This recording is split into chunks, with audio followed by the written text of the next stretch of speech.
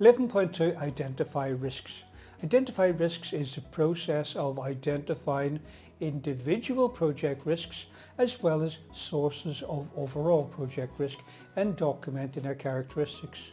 The key benefit of this process is the documentation of existing individual project risks and the sources of overall project risk.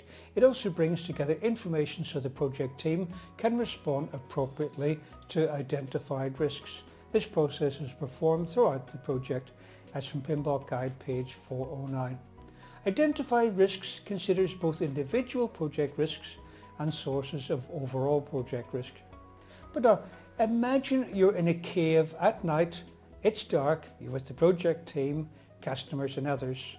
You've only flickering candles to see by. You realise you're surrounded by deadly insects, spiders and snakes. How would you go about selecting people to watch out for those creatures attacking? You wouldn't, would you? Some people may be better at it, but basically you'd want every pair of human eyes watching out for creepy creatures. And it's like that with risk management. Some people are better at it and more experienced, and so they would do the main risk identification, but basically you'd want every pair of human eyes watching out for creepy risks. The PMBOK Guide gives an unusually lengthy list of people to use for risk identification. It says the project manager, project team members, project risk specialist if assigned, customers, subject matter experts from outside the project team, end users, other project managers, operational managers, stakeholders, risk management experts within the organisation. So it doesn't seem to leave a lot out. But you might see a question on the exam asking who might be included. Then it goes on to say, whilst these personnel are often the key participants for risk identification, all project stakeholders should be encouraged to identify individual project risks. It's particularly important to involve the team so they can develop and maintain a sense of ownership and responsibility for identified individual project risks, the level of overall risk and the associated risk response actions. When you're looking for risks, a trap to use is to allow people to jot down details in whatever way they like. With that attitude, as long as we have a few details, we'll be okay. Now, you won't be okay. You would eventually be introducing more risks by doing that. You need to define a constant format for storing them and that everyone can understand the risks. If your organisation or project management office doesn't seem to have a template, then look in the historical records from previous projects for Risk Management Plan or RMP, and you can use that. Another trap that many of my students fall into is trying to record the absolute minimum description and then removing a keyword. I see risk descriptions such as internet speed, mistakes, accidents, unforeseen risks, and so on. Each description must be clear and unambiguous. Write a sentence, write a paragraph, write whatever it takes, as long as any stakeholder can pick it up, read it and know what it means. In order to manage risk, you must understand what it is. Risk owners for individual project risks may be nominated as part of the Identify Risk process and will be confirmed during the Perform Qualitative Risk Analysis process. Preliminary risk responses may also be identified and recorded and will be reviewed and confirmed as part of the Plan Risk Responses process. Identify risks is an iterative process, since new individual project risks may emerge as the project progresses through its life cycle, and the level of overall project risk will also change. The frequency of iteration and participation in each risk identification cycle will vary by situation, and this will be defined in the risk management plan. Identify risks inputs. Input number 1, project management plan. The following project management plan components may identify areas that are subject to uncertainty or ambiguity. There's no such word as ambiguity. Identify risks inputs. Input number 1, project management plan. The following project management plan components may identify areas that are subject to uncertainty and ambiguity and therefore are particularly at risk. Requirements management plan, schedule management plan, cost management plan, quality management plan and the resource management plan.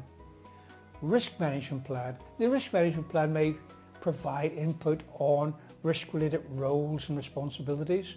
It could indicate how risk management activities are included in the budget and schedule and describes categories of risk which may be expressed as a risk breakdown structure such as figure 11.4.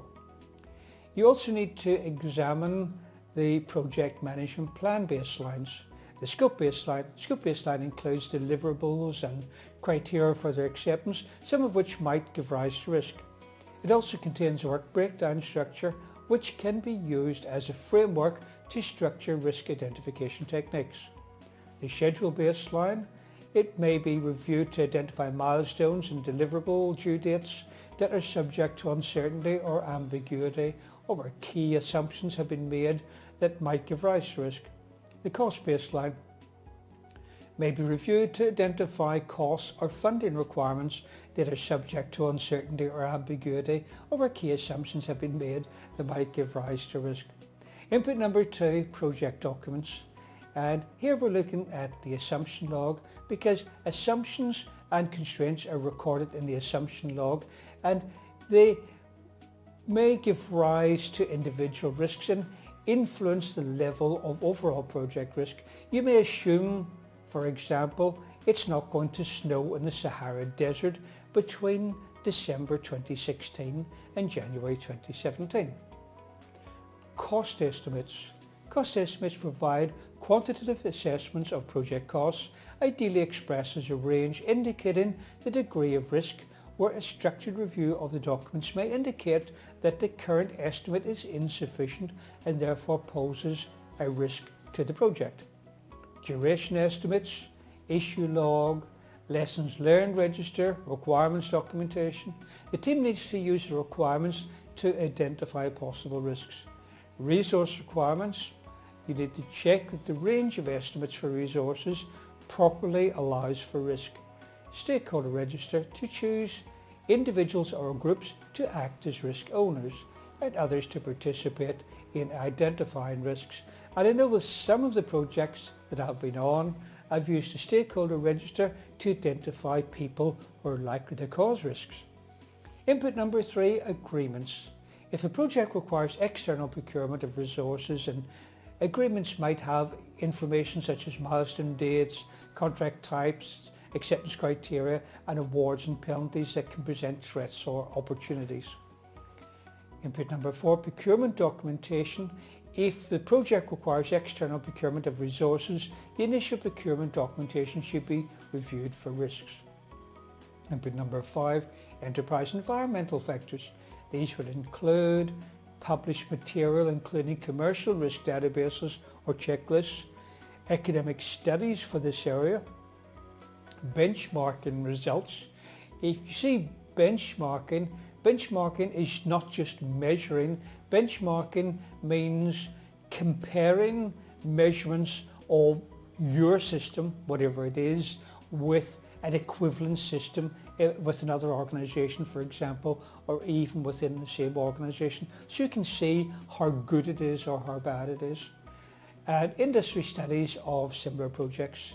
Input number 6, organizational process assets, would include project files including actual data, organizational and project process controls, risk statement formats such as the format for your risk management plan and checklists from previous similar projects.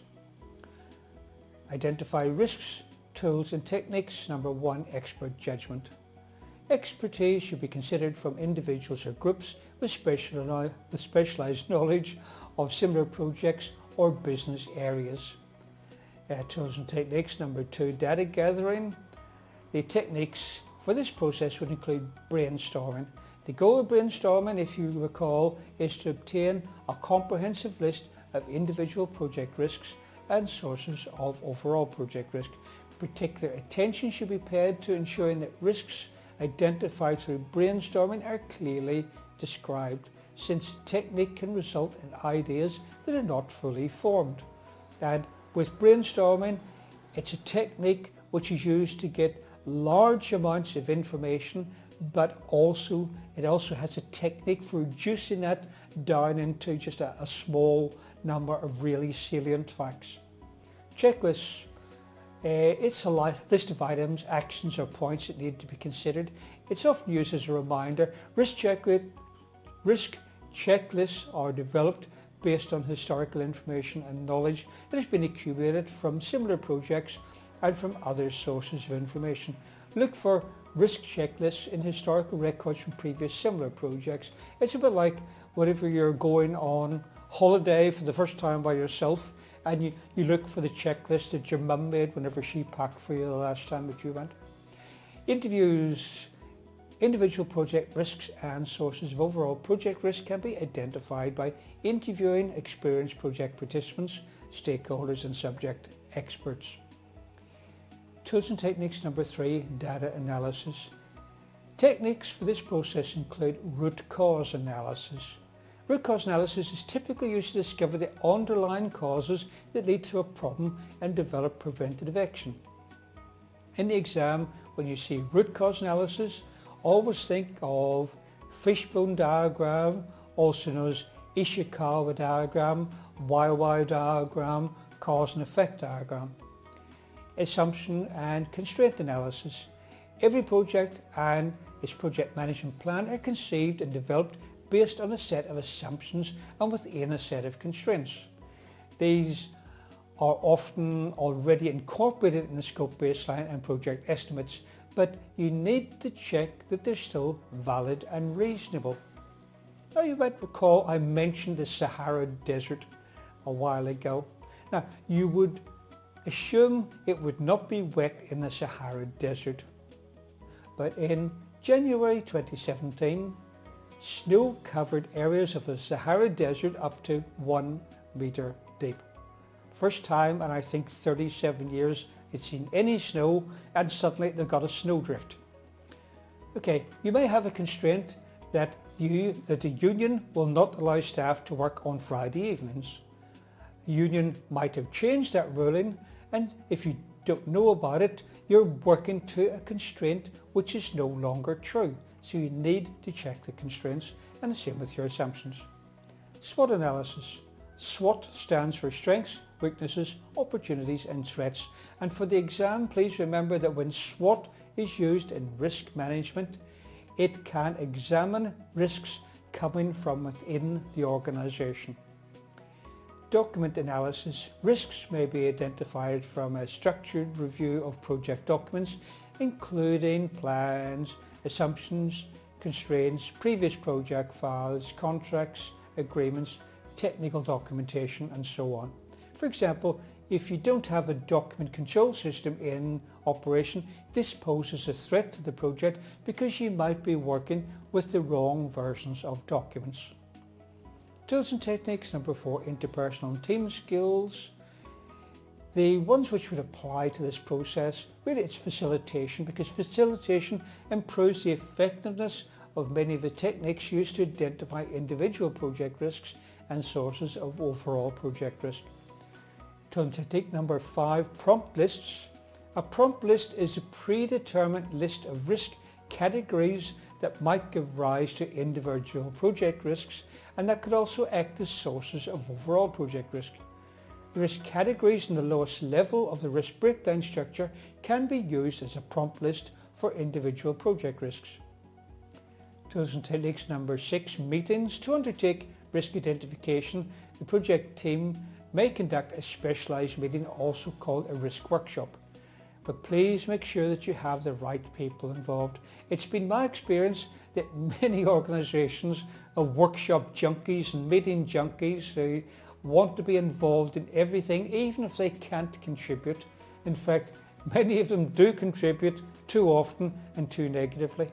Another trap is that Key people are busy, and so they sometimes delegate meetings to others, but the people they delegate to may not have sufficient knowledge or experience. So be careful of that one. Identify risks outputs. Number 1, obviously, risk register. Risk register captures details of identified individual project risks. The results of performed qualitative risk analysis, plan risk responses, implement risk responses, and monitor risks are recorded in the risk register as those processes are conducted throughout the project. The level of detail in the risk register should be tailored to suit the project. The risk register may include a list of identified risks, of course, which usually have unique identifiers, potential risk owners, list of potential risk responses. You don't have to come up with all the risk responses yet, but sometimes there are key people in the meeting and you can get some really good ideas from them. If this is the case, record them now, then select the best during the plan risk responses, because you may not be able to get access to these people later on, so get the responses now. Additional data may be recorded for each identified risk depending on the risk register format specified in the risk management plan. As always, the PMBOK guide is not prescriptive. It's up to you to record whatever your particular organisation, company, business, whatever decides that they want. Output number 2, risk report. The risk report is developed progressively throughout the project risk management process and information on sources of overall project risk, together with summary information on identified individual project risks. The risk report may include sources of overall project risk, indicating which are the most important drivers of overall project risk exposure, and summary information on identified individual project risks, such as the number of identified threats and opportunities, distribution of risks across risk categories,